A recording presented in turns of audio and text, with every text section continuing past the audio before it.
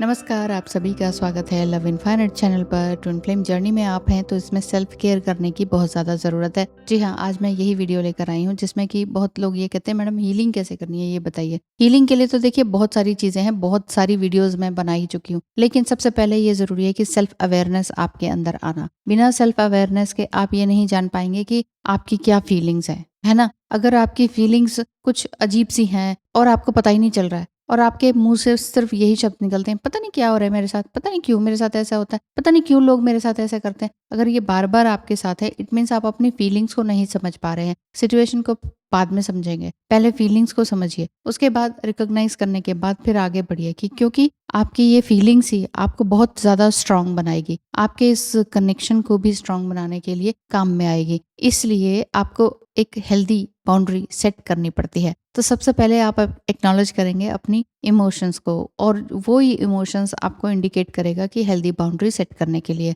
Healthy boundary set करना twin flame से इसलिए ज्यादा जरूरी है ताकि आप अपने आप के अंदर के म्यूचुअल रिस्पेक्ट को रिस्पेक्ट कर पाए, म्यूचुअल रिस्पेक्ट को समझ पाए, म्यूचुअल वैल्यूज को समझ पाए एक दूसरे की। एक्चुअली आत्म देखभाल का मतलब ही यही है कि आप अपनी केयर करें, और इसके लिए आपको इस यूनिवर्स में या इस जर्नी में आप बिल्कुल भी अकेले नहीं हैं। पहली बात तो ये मान लीजिए, क्योंकि ये इमोशन से जुड़ा हुआ रिश्ता है जो कि एक आपको ग्रोथ ही लेकर आता है। आपको अपनी भावनाओं को स्वीकार करने में बिल्कुल भी देर नहीं लगानी चाहिए। आपके अंदर जो भी कुछ चल रहा है उसके लिए थोड़ा फ्लेक्सिबल हो। जब तक हम रिजिड रहते हैं और तब तक ही हमारे अंदर ये होता है कि ऐसे कैसे वैसे कैसे, है ना? तो हम थोड़े रिजिड ही रहते हैं, हमारे सवाल जवाब, हमारा टोन भी उसी तरह का रहता है। जी हाँ, आपको भी ऐसा लगता है कि हाँ, बहुत सी बातें शेयर करनी है, बहुत कुछ पूछना है, टैरो रीडिंग भी कराना है, तो जो भी कुछ जानना है तो स्क्रीन पे दिखाए नंबर पर मैसेज करें, पूछें, पता करें और फिर कन्वर्सेशन करें। Thank you. तो आपने अपनी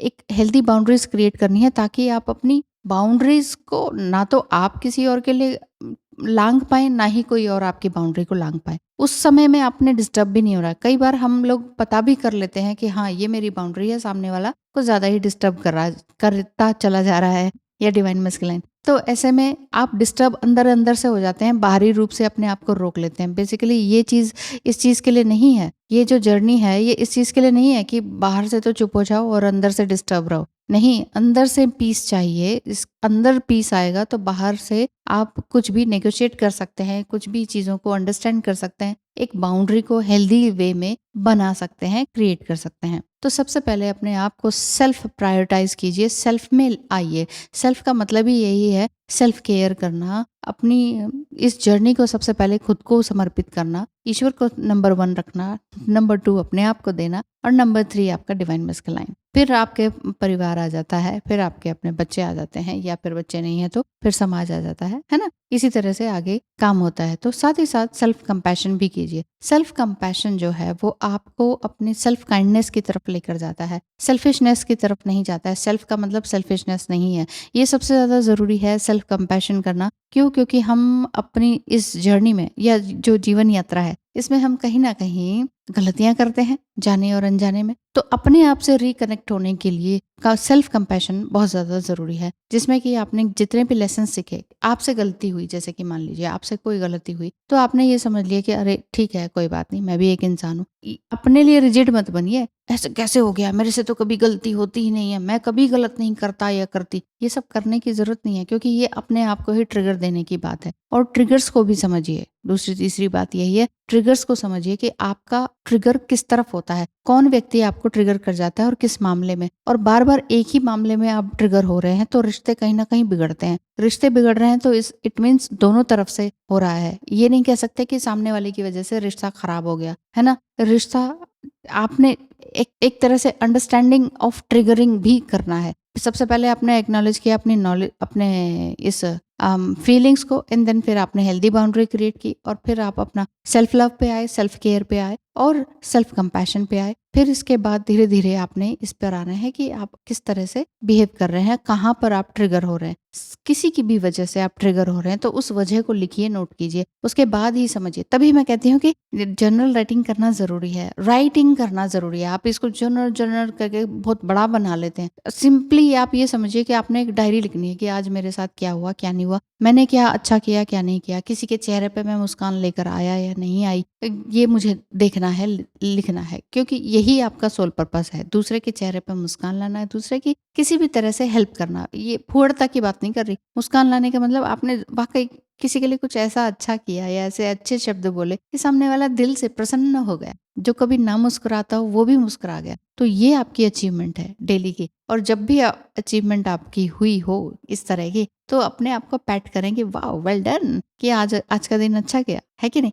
क्योंकि जब हम किसी को खुशी देते हैं तो हमें वापस से खुशी ज़रूर मिलती है, उस सेम रूप में या फिर किसी और रूप में, ये बात है। तो डिवाइन मस्कुलाइन से थोड़ी बहुत दूरी भी बनी हुई है, तो उस दूरी में भी आपने अपने आप को सँभालना है। आप सँभलेंगे तो डिवाइन मस्कुलाइन की एनर्जी अब ऑटोमेटिकली चेंज होगी। हीलिंग का मतलब यही है कि बाकी जो आप पूछते रहते हैं, उसका मतलब यही है कि आपने अपने लिए हील करना है, अपने ट्रॉमास को हील करना है, अपने चाइल्डहुड वुंड्स को हील करना है, अपने यंग वुंड्स को हील करना है, अपने अडल्टहुड वुंड्स को हील करना है। क्योंकि हमारे वुंड्स बढ़ते चले जाते हैं। क्यों? क्योंकि जो शुरुआती होते हैं उसमें तो हम भूल जाते हैं। यंग होने पर वही चीज़ याद आती है और वही चीज़ फिर रिपीट होती है। क्यों? क्योंकि हम एक्शन नहीं ले पाते हैं, उसमें भी कोई दबाव होता है। यानी कि टीनेज में जो हमारा कुछ ना कुछ सप्रेशन या दबाव होता है, हम जब बोल ही नहीं पाते हैं। और फिर अडल्टहुड में जब हम शादी में या किसी रिलेशनशिप में बनते हैं, तो फिर हमें वही चीज़ याद तो आ रही होती है, लेकिन एक्शन नहीं लिया जाता। इसीलिए ट्विन फ्लेम आपकी लाइफ में आते हैं। फिर आप कुछ एक्शन लेते हैं। एक्शन लेने का मतलब ही यही है कि आप अपने लिए कुछ अच्छा काम कर रहे होते हैं। अब वो चाहे वो डिवोर्स लेना हो, चाहे कुछ और हो, या शादी में बनना हो, या टूटी हुई शादी को दोबारा से अच्छे से जोड़ना हो। वो सभी सारे काम जिसमें कि जो चीज़ आप अपने आप को समझ नहीं पा रहे थे, एक्नॉलेज नहीं कर पा रहे थे, अपनी ही फीलिंग्स को, तो वो चीज़ फीलिंग करना ज़रूरी है और वही चीज़ आ जाती है। और हेल्दी बाउंड्री ना सिर्फ डिवाइन मस्कुलाइन के साथ करनी है, बल्कि सभी के साथ करनी होती है। सबके साथ एक हेल्दी बाउंड्री क्रिएट कर ली ना, तो इसका मतलब है कि अब आपके मेंटल पीस को कोई और डिस्टर्ब नहीं कर सकता। मेन चीज़ यही है। तो अपने लिए हेल्दी बाउंड्री क्रिएट करना जल्द से जल्द सीख जाइए। और अभी भी लगता है कि नहीं, मुझे बहुत सारी बातें शेयर करनी है और बहुत कुछ पूछना है, सवाल अपने रेडी रखिए, कन्वर्सेशन बुक कराइए, कंसल्टेशन किसी भी तरह का, और फिर मुझसे बात कीजिए। तब जाके कोई बात समझ में आएगी। 1-2 बार की बात से भी कई बार समझ नहीं आती है, कई बार ज़्यादा बार कंसल्टेशन लेनी पड़ती है, कई बार आप ऑटोमेटिकली इतने जीवन के थप्पड़ों से और ट्रॉमा से सीख चुके होते हैं कि एक ही बार में आपका काम हो जाएगा। तो ध्यान रखिए अपना बहुत ज़्यादा, इमोशनली सबसे ज़्यादा ध्यान रखिए, क्योंकि इमोशनली जब हम हर्ट होते हैं तो माइंड, बॉडी, सोल सब साइड हो जाती है, इमोशंस आपके इम्बैलेंस हो जाते हैं। तो आज के लिए इतना ही। आपके लिए ढेर सारी ब्लेसिंग्स है। Thank you so much. धन्यवाद। नमस्कार।